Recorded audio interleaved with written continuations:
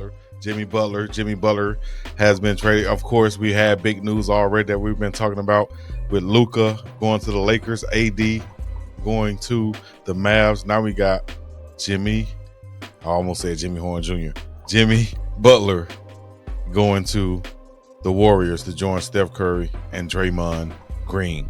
What are your thoughts? Dukes, chime in first. Man, first of all, I think the biggest piece going back, leaving Golden State is Wiggs, if I'm not mistaken. Mm-hmm. And man, I'm just ready to see what happens the one time that Jimmy Butler does something that Draymond Green don't like, and I want to see what happens there.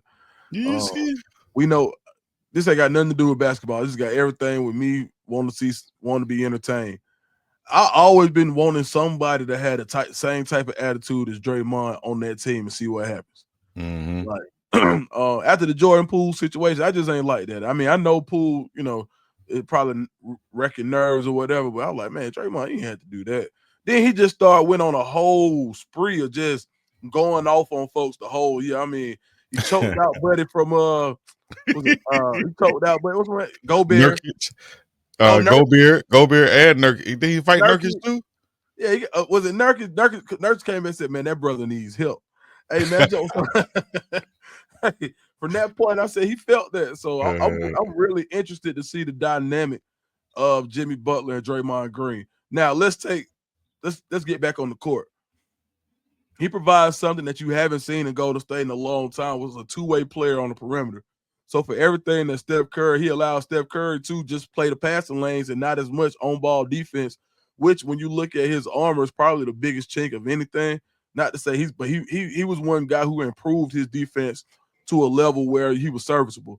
But to have you got me with it too. To have Jimmy Butler up there on the perimeter with him, it only helps them to fit defensively. When you look at what they can do on the second line as far as what they do in the paint, you got some rim runners. So I think he was a perfect guy. And nobody had a mid-range game. So if you weren't scoring from out deep, you didn't have anybody who can manufacture a bucket in crunch time. It was either 3 points or nothing. And I think by being able to have somebody to play that mid game, it makes them a dangerous team. And I think they comfortably get to the playoffs. I'm gonna predict Golden State as a 5 seed. Oh, right now they're at a 10 seed. Okay, so they'll move all the way up to 5.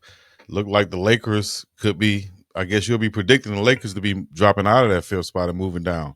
Maybe they'll be switching spots based off of the moves they've made at the trade deadline. What you think?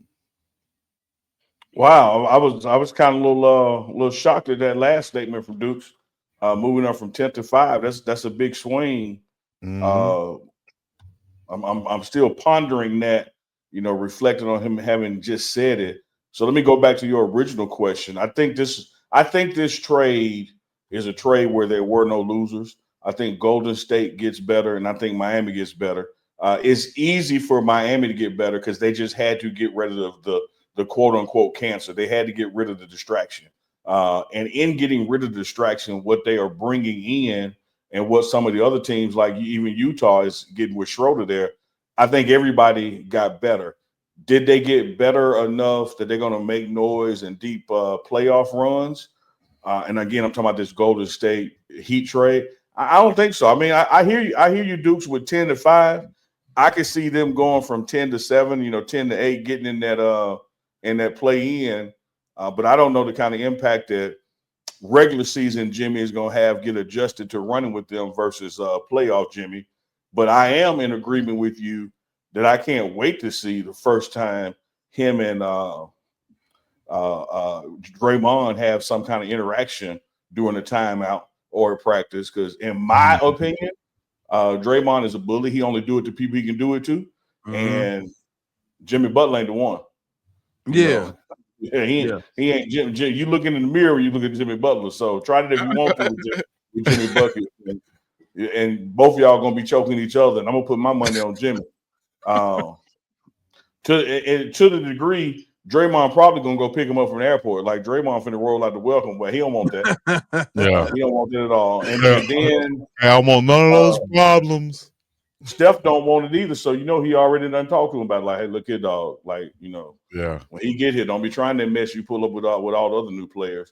But I do think all's well that is well. This is probably something that should have happened, 10 days ago. I don't think it should have taken all the way to the deadline to get it done, because what was happening within the Heat organization and the tarnishing from a public perception that it was doing on Jimmy Bucket's name. Chico, I think you or Dukes asked me once, do I think it was damaging, or maybe somebody in the chat, damaging his reputation? And I said, I don't think so, because I think players around the league know what he's capable of, GMs around the league, and what was happening in Miami was so isolated that it wasn't going to impact him. I do think going forward, though, it's going to impact people wanting to play for Miami, because this Pat Riley way of my way or the highway, this Heat culture that is determined by him and his measuring stick, in this age of empowerment of the players, for the agreements that people fought for, man, people ain't putting up with that, man. Like, ain't nobody playing for Bobby Knight no more, bro. Like, that's over. That is over, Ocho. That's way back when my grandmother told me, Ocho, you all this other stuff. My grandfather told me, Dukes. I'll say this, man, for real though. The Miami Heat, as opposed to the Golden State Warriors, we already talked about who won with the Luka trade. Who wins with this Miami Heat and Golden State Warriors trade? Yeah, Golden State. I'm telling you, like, I know it sounds crazy, but now Jimmy Butler's gonna add a dynamic to that team that they haven't had. I mean, they haven't had this dynamic probably. The last dude they had like this, excuse me, on that team was probably Steven Jackson. Like a guy who can get a bucket, score on all three levels, and don't really care. Like, you're not finna bully him, you ain't finna punk him. I mean, Draymond Green can't score like that. But we talking about a guy who has a you ain't finna punk me attitude with the ball in their hand. Steph Curry shoots the ball so far, it ain't nothing you can do with him.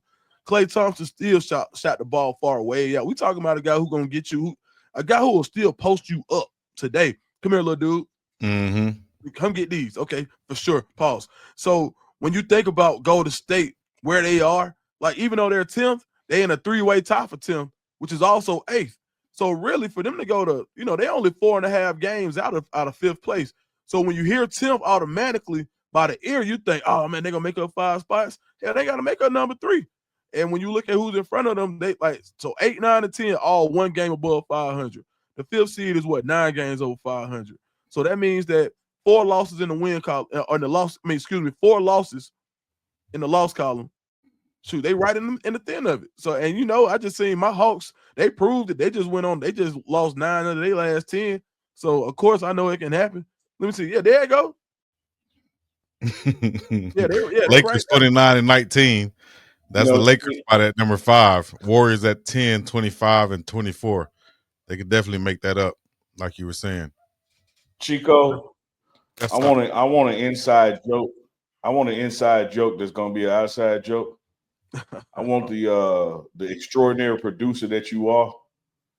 I want you to have a little running clock down there in the corner and see how long it takes Dukes per show to mention something about Atlanta Hawks or Atlanta Falcons. Because he's gonna find a damn way, no matter what we talking about. That's how you do it. He gonna work through the conversation. Hey man, Falcons, baby. When they in you, it's in you, not on you, right, Dukes? Man, you gotta understand. I love that you love it. Like, it sounds like I'm messing with you, but I love that you love it, because you gonna ride with them. Like, you gonna find a way to make it a Hawks or a Falcons reference, even while dissing them. Yeah. I'm saying they lost 9 out of 10. But hey, at least we talking about them here. Yeah. Hey, somebody said Jimmy Butler remind me of Spreewell. Shout out to Trell Spreewell out of Alabama. See, I got a slightly different take on it. You're right. He got that Spreewell and Steven Jack swag that Golden State used to have, but he has that reliability and not getting in your way of the offense like Iguodala had. Like, he gonna find his spot. Like, you don't have to go out your way and get Iggy his shots. He gonna get his shots and play defense. He ain't got Iggy didn't have the rough edge that say Jack had, but you didn't have to worry about creating offense for him. Same thing with Jimmy Butler. Jimmy Butler would get an offensive rebound and immediately put up a mid-range jumper and get his points like that. You ain't got to draw plays for him to get 15 to 20 a game. He can just naturally get it. Man, it's a player and Dallas fans may remember. Marquise Daniels, he played with Boston too. He went to Auburn. Yeah, out of Auburn. Keezy. All right, so we was in school. Keezy went undrafted. Nobody thought Keezy was going to do what he did. He went out there, got his opportunity, and then went and got a $40 million contract as a rookie. All right, did. One of my best partners was Jameson Brewer, who played with the Pacers, East Point, Atlanta, Tri-Cities High School. And we used to talk about Keezy game. He would say, man, Keezy game trashy as you know what? Trashy AF. And I was like, what you mean he trash? He's like, no, I ain't saying it's trash, it's trashy. Like, he gonna go do whatever anybody else don't want to do. He's gonna go set the screen. He gonna play the passing lane. He's gonna pop out after a good screen. He gonna stay where he's supposed to be and pick and roll. He gonna do everything right that's not glamorous in order to make sure that he gets his bucket. He's gonna offensive rebound, and that's Jimmy Butler's game. Jimmy Butler's game is trashy. It's like it's whatever. Oh, you don't want to come down here with me? It's like, and then he'll still post you up in 2025 at a guard. How often do we see guards who say, "Hey, bro, too small, get up"? We don't see that in 25. So I think by adding that dynamic to Golden State to get them an enforcer, a respected enforcer. How about that? Like a lot of people, like they be tired of Draymond. Like, bro, go ahead on. Like, man, I don't even. With Jimmy Butler, it's like, all right, bro. Like, you know, it's like when you look at the two interactions between Anthony Edwards and Draymond Green and Anthony Edwards and Jimmy Butler, they were two. The respect level was different on one. One was just like, bro, you trying to fight for no reason. The other one was like, all right, bro, I ain't no hoe, but you know, we're gonna do this together. Okay, respect. I think those guys go a lot further in the locker room than the bully type guy. And so I think so that's just another reason on top of other reasons why I feel like Jimmy Butler was the perfect guy for Golden State at the time. And not just in the locker room, but in the opponent's locker room as well. You know, some of the mess that Draymond starts actually hurts Golden State. Yeah. When Jimmy's involved in something, it helps the team he's doing it with because the opponent even respects it. They know it's coming, you know, from a place of like standing on business versus having some kind of pretend psychological issue. Let me tell you this story, BiggDogg Chico.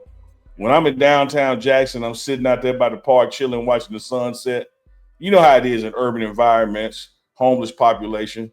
They like to play a little crazy. Here come a dude coming down the street. He at the other corner. Oh, he just a cussing out somebody you can't see. He just yelling all the way down the block.